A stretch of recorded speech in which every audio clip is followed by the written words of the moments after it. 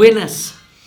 Hoy empezamos con nuestro primer miércoles de cine del año.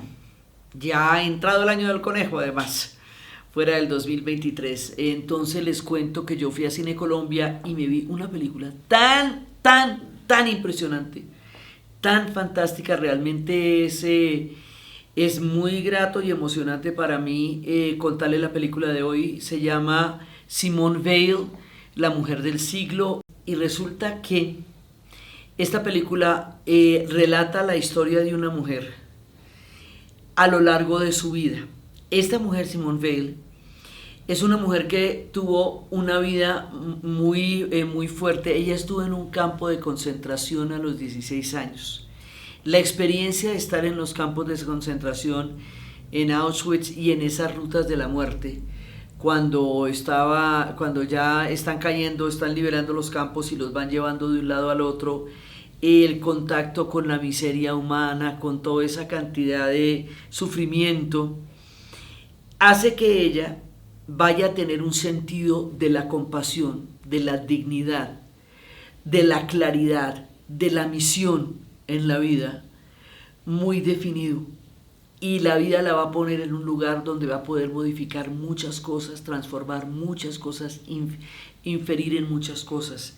Entonces la combinación de su experiencia vital con su lucidez va a hacer de esta mujer una cosa extraordinaria, impresionante. Ella va a ser la primera mujer del Parlamento Europeo, no de la Unión Europea, que todavía no existía, sino del Parlamento Europeo, en una cantidad impresionante de hombres donde ella era la primera. Entonces, esta mujer se dedica a defender una serie de causas que todas tienen que ver con la dignidad humana y hacer que la vida sea un poco más amable para todos los seres que están sufriendo todas las cosas que ella ve en su camino. Por ejemplo, ella siendo ministra de Salud, va a visitar a las cárceles y en las cárceles se va a dar cuenta que las condiciones carcelarias van a ser absolutamente deplorables y sobre todo las de los presos argelinos. Francia invadió, conquistó, colonizó, se anexó a Argelia, la volvió una parte de su territorio, la declaró primero colonia y luego municipio. Y cuando los argelinos se quisieron independizar, cosa que los franceses habían dicho que era un derecho, como lo van a consagrar en la Revolución Francesa, entonces son considerados terroristas, son considerados contrarios a la nación francesa, como si eso no fuera un derecho de los pueblos, cuando todo el África se independizó. Bueno, los presos argelinos estaban en las condiciones más aterradoras de todas. Y ella, desde la vivencia de los campos de concentración, se da cuenta de lo que es la indignidad en las situaciones carcelarias.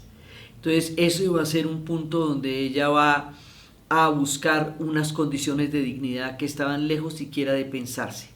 Ella va a luchar por la despenalización del aborto en Francia, lo cual le va a valer ataques de todas partes, sobre todo de la derecha extrema que decía que eso era una política racial para que se llenaran de migrantes. Bueno, ella va a enfrentar todos los ataques de la derecha extrema, del fascismo, de un machismo recalcitrante que no permitía ningún tipo de participación política de la mujer. Se va a enfrentar a todos los prejuicios de la época.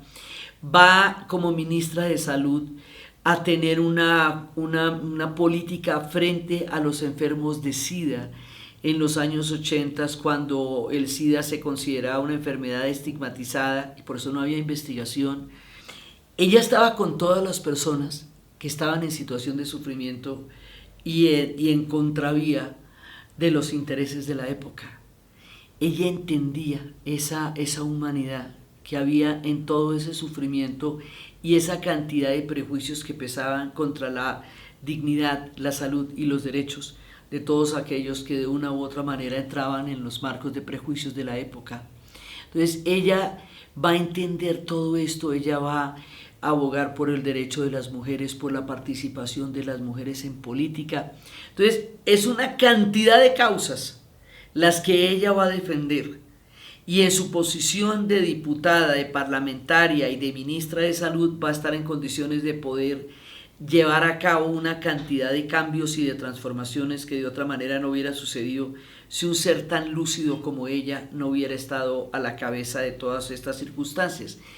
El viaje del siglo es porque va atravesando todo el siglo la vida de ella, desde los campos de concentración durante la Segunda Guerra Mundial, desde la posguerra, desde el tiempo de la guerra de independencia con Argelia, desde el tiempo de toda la época de las grandes manifestaciones y de las marchas del feminismo en los años 70s y 80s, desde el tema de SIDA en los 80s. Entonces, la película conjuga la biografía de ella con todo lo que está pasando en el siglo XX y toda la intervención que ella tiene en mejorar las condiciones de toda la gente que sufría y que ha sufrido durante el siglo XX, pero también además ella tiene una idea de Europa que es muy interesante, porque ella tiene la idea de una Europa de derechos, de una Europa de dignidad, de una Europa de respeto,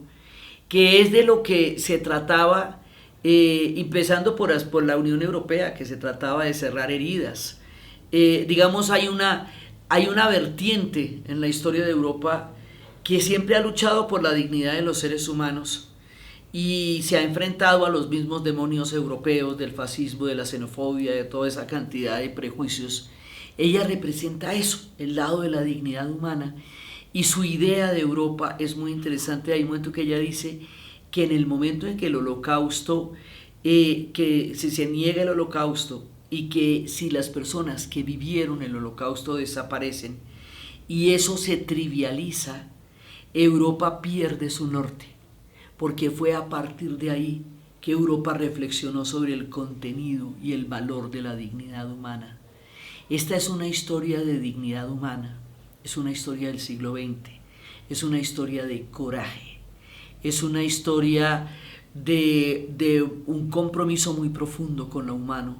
Esta mujer mezcla todos estos elementos, tiene una familia que la apoya, un esposo que la apoyó siempre y muchas pesadillas, muchos fantasmas de todas sus vivencias y un coraje y sobre todo un sentido de la dignidad que realmente la hace una mujer extraordinaria y nos hace caminar por muchos de los momentos del siglo XX. Entonces la combinación de todos estos elementos hace esta película de 3 horas, hay que verla tempranito, con toda la atención porque sus diálogos son sublimes, porque la manera como está hecha es maravillosa. Este biógrafo que les digo que hizo la biografía de Edith Piaf y de la princesa de Mónaco, hace ahora con un tono magistral y fantástico la biografía de Simone Weil, y es la oportunidad para asomarnos a la historia, a la dignidad y a un gran personaje. Hoy en Miércoles de Cine, Simone Weil, la mujer del siglo.